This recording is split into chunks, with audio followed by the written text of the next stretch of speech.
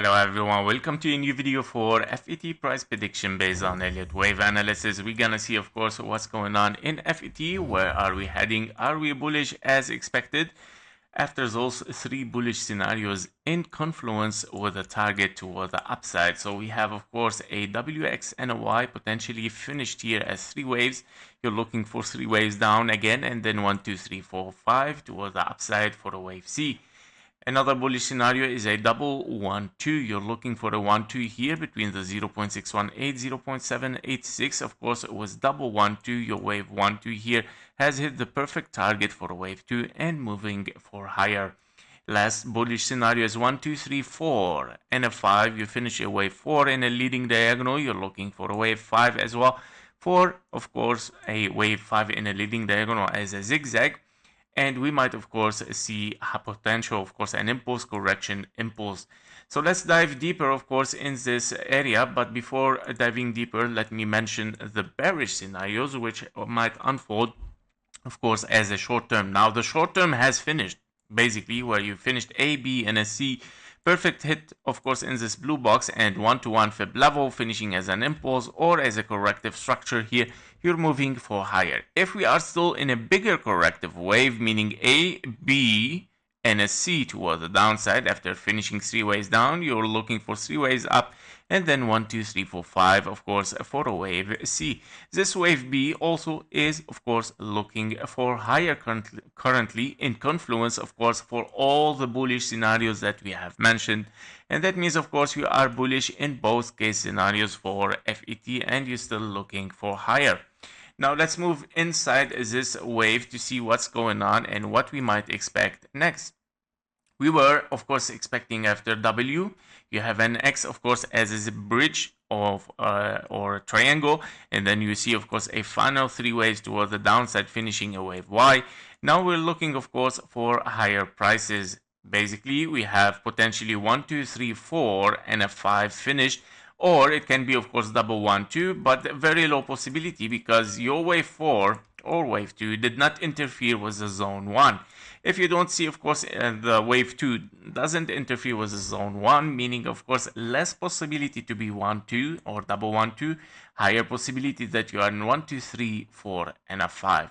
So this wave has finished potentially as an impulse and you're looking for a wave 1 finished, and now currently we're looking potentially for a wave 2, of course, to be adjusted here with the targets.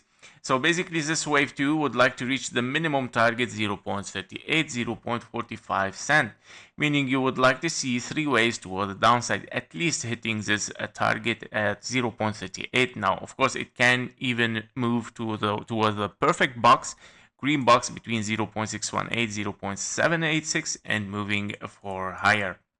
If we dive even much more deeper inside this wave, we see, of course, currently we have three waves toward the downside.